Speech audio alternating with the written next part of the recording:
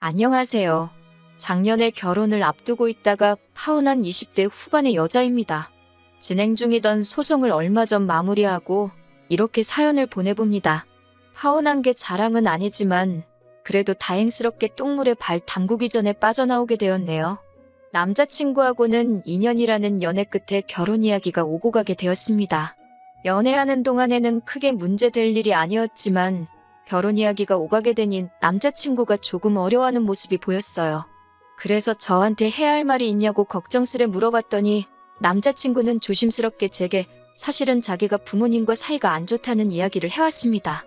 이야기를 들어보니 지방 출신인 남자친구는 대학교에 입학할 때쯤 집안 형편이 어려워지면서 남자친구에게 대학교를 포기했으면 좋겠다는 식으로 이야기를 했답니다.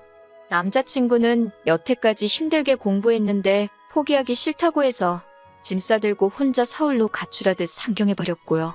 그러면서 자연스럽게 부모님하고 멀어지게 되었다. 결국엔 영까지 끊은 사이이고 현재도 소식도 모르고 지내고 있다. 뭐 그런 이야기를 했어요. 부모님의 지원이 하나도 없었던 것 치고는 남자친구가 학교도 괜찮은 곳을 나왔고 회사도 좋은 곳을 다니고 있었어서 참 힘든 상황에서도 자수성가 한 사람이구나라는 생각이 들었습니다. 그 사실만으로도 평소에 실없는 소리를 하거나 유치한 장난을 치면서 조금 어른스럽지 못한가도 싶었던 남자친구가 갑자기 달라 보이기도 했어요. 아무튼 그 이야기는 일단 저희 부모님께 먼저 인사드리기 전까지는 좀 더 생각해보자고 했습니다. 저희 부모님에게 남자친구를 처음 소개시킨 날에도 저희 부모님께서는 그래도 결혼은 일륜지대사인데 아무리 연을 끊다시피 살아도 결혼하는 건 말씀드려야 하는 거 아니겠냐고, 어찌되었든 저희들 결정이 가장 중요하겠지만 그래도 자식된 도리는 하는 게 당연한 거라 조언을 해주셨습니다. 그 말씀에 남자친구도 용기를 얻었다고 말했고 그렇게 저희는 남자친구의 고향으로 인사를 드리러 내려가게 되었지요. 10년이 넘는 세월 만에 부모님을 처음 만나러 가는 것 치고는 기차 안에서 남자친구는 코까지 골면서 자고 있더라고요. 긴장은 저 혼자만 하고 있는 건가 싶었습니다. 역에 도착해서 택시를 타고 예비 시부모님이 사시는 동네로 향했습니다.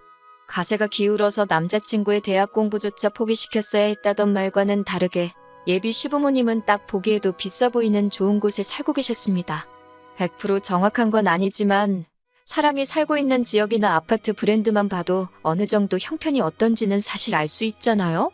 지방이 개발이 되면서 브랜드 있는 신축 아파트라도 그렇게 비싼 건 아니라는 말을 들었지만 그래도 예비 시부모님이 사시는 집이 절대 서울에 비해서 엄청 저렴하거나 하는 느낌도 안 들었어요. 집 안에 있는 가구며 그런 것들도 삐까번쩍하니 좋아 보였고요. 처음엔 저희를 반겨주시니 너무 좋았습니다. 제가 아닌 누구와 결혼을 했어도 다시 재회를 했을 테지만 그래도 제 덕분에 10년 세월 다 잊고 새로 시작하게 만들어준 게 저라는 생각에 괜히 뿌듯하기까지 했지요. 남자친구도 10년이 넘는 그 세월 동안 부모님께 얼마나 죄송스러웠을까? 얼마나 보고 싶었을까 싶었고 예비 시부모님도 자식이 부모 도움 없이 대학도 나오고 좋은 회사에 들어갔으니 얼마나 장할까? 그런 마음들을 제가 감히 헤아릴 수나 있을까 생각했어요. 그런데 생각보단 남자친구도 예비 시부모님도 오랜만에 재회에도 불구하고 말을 서로 아끼더라고요. 그동안 밥은 굶지 않고 다녔냐 같은 평범한 질문이라도 물어보실 줄 알았는데 예비 시부모님은 남자친구한테 전혀 궁금한 게 없어 보였습니다.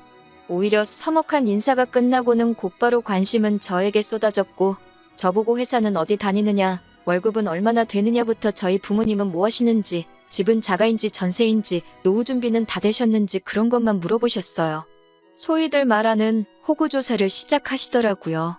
묻는 질문에 하나씩 대답을 하고 있으면서도 저보다는 10년 넘게 소식도 모르고 지내온 아들이 어떻게 지냈는지가 더 궁금하셨을 텐데 싶어 저도 모르게 옆에 있는 남자친구 눈치를 다 보게 되더라고요. 저희가 당일치기 일정으로 내려온 거지만 아직 결혼 날짜가 잡힌 것도 아니니 급하게 하실 것 없다고 오랜만에 아드님하고 이야기도 나누시고 하시라고 했어요. 제 이야기나 결혼에 관한 이야기는 다음에 또 저희가 와서 천천히 해도 된다고 말씀드렸고요. 그런데도 끝까지 저와 저희 부모님에 관한 질문만 계속하시지 예비 시부모님은 남자친구에 대한 관심을 1도 보여주지 않았습니다. 그때는 막연하게 예비 시부모님이 조금 너무하시다 하는 생각도 들었어요. 장원급제에서 돌아온 정도는 아니지만 그래도 부모님 지원 없이 혼자 서울살이 하면서 상위권 대학 졸업하고 취직도 남들 들어가고 싶어도 못 들어갈 만한 괜찮은 직장까지 잡은 데다가 비슷한 조건에 어디 하나 모자라지 않는 여자를 며느리 될 사람이라고 데려갔는데 기뻐하시기는커녕 너무 시큰둥하신 게 아니었나 싶었거든요. 그런데 집으로 돌아오는 기차 안에서도 남자친구는 기분 나빠하는 기색 하나 보이지 않았습니다. 오랜만에 만난 부모님인데 서운하지 않냐고 했더니 그런 게 가족 아니겠냐고 하면서 언제 보든 똑같은 게 좋은 거라며 그날 일을 대수롭지 않게 생각하더라고요. 아무리 무소식이 희소식이라지만 연락 없이 지낸 세월이 몇 년인데 남자친구야 부모님께 반항하고 집을 나가버린 거니 두 분께 면목이 없어서 그 자리에서 조용히 있고 그랬다 쳐도 예비 시부모님이 그러시는 건 이해가 되지 않았어요. 아무튼 그렇게 시댁에도 한 번 더 내려가서 인사를 드렸는데 두 번째에도 똑같이 아들 걱정은 많이 안 하시더라고요. 남자친구 말로는 첫 방문 이후로 전화도 자주 드리고 할 말은 전화로 거의 다 했다는데 저희 어머니는 제 남동생이 군대 가서 첫 휴가 나왔을 때도 아들이 좋아하는 거, 아들이 잘 먹는 거에서 아주 상다리가 휘어지게 차려놓으셨거든요. 동생은 친구랑 술 먹을 거라고 집에서 밥 안 먹는다고 밖에 나가버리면 어머니가 부모 마음도 모른다고 하면서 엄청 서운해하셨고요. 가풍이 집안마다 다 다르기는 하지만 그래도 저로서는 조금 이해할 수 없는 모습이었습니다. 그래도 남자친구가 저 사이에 그다지 큰 문제도 없었고 결혼 준비는 차차 진행되고 있었지요. 그러던 중 어느 하루였습니다. 결혼할 때 가장 큰 비용이 들어가는 것이 신혼집이니만큼 돈 이야기를 하지 않을 수 없었습니다. 사실 남자친구가 먼저 말을 꺼내줬으면 했는데 다른 건 몰라도 그 부분에서만큼은 말을 아끼고 아무 말도 안 하더라고요. 제가 시집가려고 모은 건 아니지만 어쨌든 저에게는 6천만 원 정도의 저금이 있었고 저희 부모님께서도 이미 오래전부터 제가 시집을 간다고 하면 2억을 보태주시기로 하셨어요. 그 이야기를 꺼냈고 조심스럽게 남자친구한테도 신혼집에 대해서 어떻게 생각하냐고 물어봤습니다. 다행스럽게도 남자친구도 모아놓은 돈이 저랑 비슷했고 생각보다 훨씬 적었지만 20살 때부터 대학이고 생활비고 다 혼자 힘으로 해야 했으니 말 못할 만한 사용처가 있었을 거라 생각하고 긴 이야기는 하지 않았습니다. 둘이 모은 돈을 합치고 저희에서 도와주시는 부분의 시댁에서도 어느 정도 비슷하게 맞춰주시면 대출 없이도 신혼집을 마련할 수 있겠더라고요. 그런데 남자친구가 시댁에서 지원금을 받아오기가 조금 그렇다는 겁니다. 인사드렸을 때 필요한 게 있으면 말하라고 하셨기 때문에 예비 시부모님께서 못 도와주시는 상황은 아니구나 생각했는데 남자친구가 반대를 한 거예요. 이렇게 부모님과 다시 연락을 하게 되었는데 결혼한다고 해놓고 지원금을 달라고 하면 자기 부모님께서 저랑 자기를 뭘로 생각하겠냐고 하는 겁니다. 그게 무슨 말이냐고 물었더니 저보고 생각을 해보라고 합니다. 자기가 부모님과 연락을 끊고 산 세월이 몇 년인지나 아냐면서요. 군대 갔을 때 휴가를 나와도 자기는 갈 곳이 없어서 어디 가지도 못하고 부대 근처 찜질방에서 휴가를 보내다 왔었다고요. 그렇게 절박해도 부모님께 찾아간 적 한 번 없었는데 결혼한다고 이렇게 부모님을 찾아뵈면 자기 부모님이 결혼하는데 돈 필요하니까 10년간 강간무소식이다가 이렇게 찾아왔구나 생각을 하실 거라는 거예요. 그리고 자기 부모님이 저도 이상하게 볼 거랍니다. 돈에 환장한 사람 정도로 보시겠지 않냐는 거예요. 솔직히 남자친구 말이 비하기 심하기는 했지만 한편으로는 남자친구의 입장도 이해가 가기는 했습니다. 그 긴 세월 동안 연락 없이 지내다가 결혼 직전에 두어 번 찾아뵌 게 전부인데 이제 결혼을 해야 되니 신혼집 구하게 목돈을 내놓으라고 하면 100%는 아니더라도 생각하지도 못한 오해가 생길 수도 있다는 생각이 들었어요. 하지만 또 그만큼 신혼집에 들어가는 비용이 앞으로 저희 미래에 있어서도 큰 비중을 차지하고 영향력이 있을 테니 계산기를 두드려봐야만 했습니다. 솔직히 남자친구 직장이나 제 직장이 좋은 곳이라서 대출을 받는다 치면 예비시댁 쪽에 지원이 없더라도 충분히 시작을 할 수 있는 계산이 섰어요. 당장 이자로 돈이 더 빠져나가겠지만 남자친구나 남자친구의 부모님에게 평생에 남을 상처를 줄 수도 있다는 생각을 하니 그 돈을 받아도 받는 게 아니겠구나 하는 생각이 들더라고요. 대신 저도 여태껏 부모님 도움 없이도 저렇게 자리를 잡은 남자친구를 봐서 큰 결심을 하나 하게 되었습니다.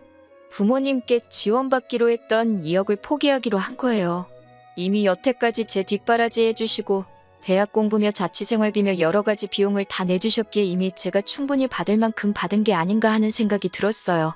남자친구처럼 아무 도움 없이도 자리 잡는 사람이 있는데 저도 언제까지 계속 부모님 품에서 지원받고 부모님께 기대고 살 수만은 없다는 생각이 들었습니다. 그래서 부모님께 먼저 결혼식 할 때 해주시기로 한 돈은 안 받는다고 말씀드렸어요.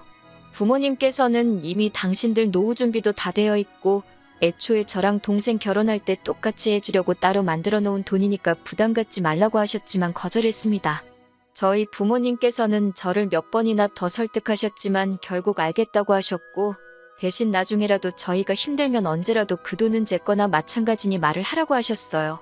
하시는 말씀이 나중에 시부모님 되실 분들도 남편하고 완전히 화해를 하고 마음을 열면 그때라도 혹시 말을 먼저 꺼내지 않아도 주시지 않겠냐고 하면서 그렇게 된다면 저희 부모님도 그때는 제가 달란 말 없이도 그냥 주겠다고 하시면서요. 그 돈이 없으면 이자가 얼마나 들어가고 계산기 두드리면서 걱정했는데 오히려 이렇게 한번 질러놓고 보니 마음이 후련하더라고요. 그리고 이 사실을 남자친구에게 가서도 말했습니다. 남자친구도 저한테 잘했다고 말해줄 줄 알았는데 굉장히 기분 나빠하더라고요. 그렇다고 주신다는 돈을 안 받으면 어떡하냐고요. 그러니 그때부터는 저도 살짝 기분이 나빠지기 시작했습니다. 남자친구는 자기 부모님 도움 없이 잘한 걸 놀리는 거냐고 저보고 배가 불러서 똥인지 된장인지도 구분을 못한다고 성질을 부리더라고요. 남자친구 말이 이해가 안 되는 건 아니었지만 저도 똑같이 자식이고 어차피 남자친구도 한 푼도 지원 못 받을 거. 저랑 남자친구랑 모아놓은 금액이 똑같은 김에 반반 결혼하고 둘이 아무 도움도 받지 않고 시작해보자는데 그걸 그렇게 기분 나쁘게 받아들일 필요가 있나 싶었어요. 그래도 제 고집을 어떻게 이겼겠어요. 남자친구도 결국에는 백기를 들고 제가 하고 싶은 대로 하자고 하게 되었지요. 아무튼 그 이후로 남자친구와 서로 회사를 통해서 대출을 받기로 했어요. 남자친구가 받아오는 대출이 늦어져서 일단 급한 대로 제 대출금과 저희 부모님이 주시기로 했던 그 돈을 합쳐서 아파트를 구하게 되었고요. 신혼집도 해결됐고 이젠 정말 결혼식만 앞두고 있는 상황이었습니다. 그런데 남자친구가 난데없이 한 번도 나누지 않았던 이야기를 꺼내는 거 아니겠어요? 정말 상상도 하지 못한 이야기에 어이가 없어서 결혼에 대해서 한 번 더 심각하게 고민을 해야 하는 것까지 생각을 했었습니다. 난데없이 남자친구는 이제 결혼을 하면 자기 월급에서 200만 원씩은 부모님께 드려야겠다는 거예요. 10년이 넘도록 속을 썩여왔는데 이제 결혼도 하고 자리를 잡으니 그동안 못했던 만큼의 효도를 하고 싶다는 거예요. 그게 난데없이 무슨 말이냐 따졌습니다. 효도하고 싶은 마음이야 알지만 우리 지금 빚을 얼마를 지고 결혼하는 건지나 아냐고 한 달에 이자로 나가는 돈이 얼마인지 알고 그 금액을 드리느냐고 따졌어요. 한 달에 20만 원씩 드리는 거면 몰라도 그 10배를 드린다니 어이가 없었죠. 심지어 그 돈이면 남자친구가 받는 월급의 절반 정도가 되는 돈이고 거기서 생활비와 대출이자를 제외하면 남는 돈이 한 푼도 없는 상황이었으니까요. 그리고 결혼할 때 받는 것도 없지 않느냐고 따졌더니 꼭 받는 게 있어야만 효도를 해야 하는 거냐면서 저보고 너무 독하고 박하다고 하는 겁니다. 그래서 남자친구한테 현실을 알려줘야겠다고 생각했어요. 당신이 당신 부모님께 그 돈을 꼭 줘야겠다면 나도 같은 액수를 부모님께 드리겠다고 말했습니다. 진짜로 드릴 생각이 있던 건 아니고 남자친구가 실제로 저희가 둘이 합쳐 한 달에 정확하게 얼마를 버는지를 알고 대출이자나 여러 가지 고정적으로 나가게 되는 지출이 얼마고 생활비와 적금으로 나갈 돈 얼마에서 총 얼마가 남는지 알려주고 싶었어요. 그리고 그걸 알려줌으로 인해서 자기가 지금 부모님께 돈을 드리겠다는 게 얼마나 어이없는 말인지 알려주려고 했던 겁니다. 그런데 남자친구는 어이가 없다는 듯한 표정으로 제가 저희 부모님한테 돈을 주는 게 말이나 되냐는 겁니다. 너가 주는 건 되고 내가 주는 건 안 되냐 했더니 저희 부모님이 지원해 주시기로 했던 돈 2억을 안 받기로 했으니 따지고 보면 우리가 저희 부모님한테 2억을 드린 거나 마찬가지인 셈 아니냐고 하더군요. 무슨 그런 어이가 없는 계산법이 있냐고 따지니 안 되겠다 싶었는지 자기가 부모님과 10년 넘도록 연을 끊고 살았고 어쩌고 저쩌고 하면서 정에 호소를 하더라고요. 계속 이야기해봐야 답도 나오지 않을 것 같고 해서 남자친구한테 생각 좀 해보겠다고 말하고 집에 돌아왔습니다. 생각 좀 해보겠다는 게 어떻게는 남자친구 부모님께 돈을 드리려고 하는 생각이 아니라 애초에 결혼을 다시 생각해봐야겠다는 뜻도 들어있었는데 남자친구는 그런 것도 모르고 잘 좀 생각해보고 자기 마음 좀 헤아려달라고 하는 거예요. 자기도 이제 부모님께 효도하면서 살고 싶다고 말이죠. 그러고 3일도 안 있어서 이것이 전부 다 남자친구가 저와 저희 부모님 돈을 가지고 개수작을 부리고 있었다는 걸 알게 되었습니다. 정말 결혼식 날짜도 잡혀있고 10만 올리면 되는 상황이었어요. 결혼식을 얼마 앞두고서 직접 청첩장을 보내지 못한 사람들에게는 모바일 청첩장으로 대체를 하게 되었습니다. 그런데 저랑은 거의 인연이 없는 타부서의 남직원이 와서 저에게 우연도 이런 우연이 다 있냐면서 아는 체를 하는 겁니다. 그 직원은 자기가 제 남자친구와 같은 부대를 나온 군대 동기라고 했어요. 입대일도 같아서 훈련소 때부터 같이 동고동락했었다고 해요. 전역 후에도 친구처럼 지낼 줄 알았는데 전역하고 나서는 연락이 거짓말처럼 끊어졌어서 영영 못 보는가 싶어 서운했었다는데 이렇게 동료 직원의 남편이 되게 되었다니 아무래도 자기들은 인연이 맞는가 보다라면서 결혼식에 꼭 참석하겠다고 하더라고요. 그런 인연인 줄은 또 몰랐다고 저도 신기해하고 있는데 그 직원이 결혼식에 가면 오랜만에 제 남자친구 부모님도 뵙겠다. 다른 군대 동기들한테도 연락 한번 해보겠다고 하는 겁니다. 자연스럽게 대화가 넘어가다가 갑자기 남자친구 부모님 이야기가 나왔다는 걸 눈치채고 뭔가 낌새가 이상해서 그게 무슨 말이냐고 물어봤어요. 그리고 그 동료 직원의 말에 저는 경악을 금치 않을 수 없었습니다. 동료 직원이 하는 말이 남자친구 부모님, 특히 어머님이 엄청 극성이셔서 자대 배치 받고 나서는 거의 한 달에 2번은 남자친구 면회를 오셨다고 설명하더군요. 온 김에 아들 잘 부탁한다고 군대 선임들이며 동기들한테도 짜장면 한 그릇씩 사주시고 그랬답니다. 휴가 나오는 날에도 부대 앞까지 찾아오셔서 기다리고 계셨다고 해요. 남자친구 고향이 바다가 가까운 곳이라서 휴가를 맞춰 나와가지고 동기들끼리 바다에서 놀고 그랬던 추억이 있다고 합니다. 그래서 그 동료 직원도 전역 이후에도 당연히 오래 알고 지낼 거라고 생각했는데 연락이 끊기게 되어서 아쉬웠다고 말하는 거였고요. 그런데 말이 맞지가 않았습니다. 남자친구는 대학교에 입학하면서부터 부모님과 연을 끊었다고 말했고 군대에서도 휴가 나올 때 갈 곳이 없어서 찜질방에서 먹고 자고 했다고 이야기를 했었으니까요.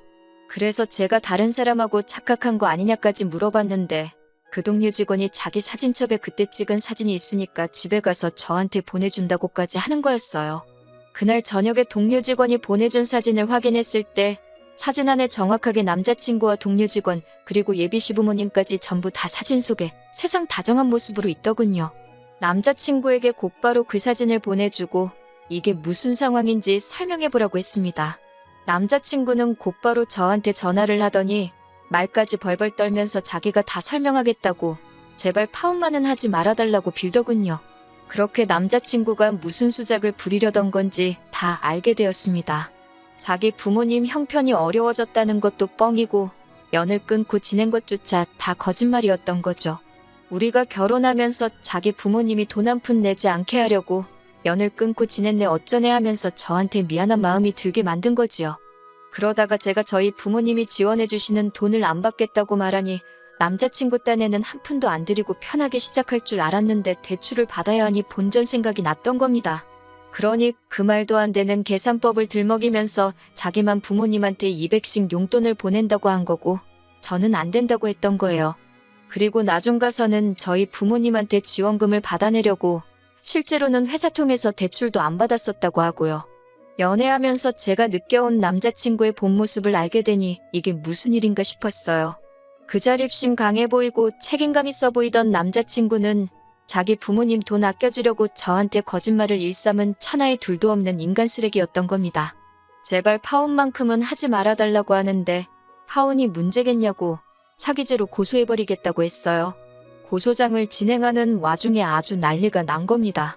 지방에 있는 남자친구 부모님까지 오셔가지고는 제발 한 번만 선처해달라 제 다리를 붙잡고 빌더라고요. 하지만 그때는 배신감에 치가 떨려서 그대로 고소를 진행했습니다. 그래도 한때 결혼까지 생각한 사람인데 돈을 뜯긴 것도 아닌데 이 정도면 됐지 않냐면서 저희 부모님께서도 선처를 해주라고 저를 설득하셨어요. 남자친구는 운이 좋았죠. 그래도 연애하는 동안 저한테도 잘했고 저희 부모님한테도 점수를 잘 따놓았기에 더 이상 제 눈앞에 띄지 않는 조건으로 고소를 취하해줬습니다. 그런데 사기죄는 고소 취하가 되더라도 죄는 남는다고 하더군요. 무죄 판결을 받기는 했지만 그 과정에서 결국 남자친구는 회사에서 잘리고 사기꾼이라는 꼬리표까지 얻게 되면서 앞으로의 미래도 불투명해지고 말았다네요. 그 소식을 전해 듣는데 미안한 마음이 들지는 않았어요. 죄를 지었으면 죄값을 치러야지요. 비록 저도 청첩장까지 다 돌려둔 마당에 파혼을 하게 돼버렸지만 오히려 그 편이 저한테는 운이 좋았던 거라고 볼 수 있겠네요. 당분간은 결혼의 결자도 생각할 시간이 없을 것 같아요. 이 상처가 언제 치유가 될지는 모르겠지만 앞만 보면서 달려나가야겠지요. 그나마 좋은 소식은 그래도 결혼 앞두고 구해놓은 신혼집이 남자친구가 늦장 부린다고 돈 한 푼도 가져오지 않아서 제 명의로 매매를 했었거든요. 그런데 곧바로 재개발호재가 생겨서 집값이 오르고 있네요.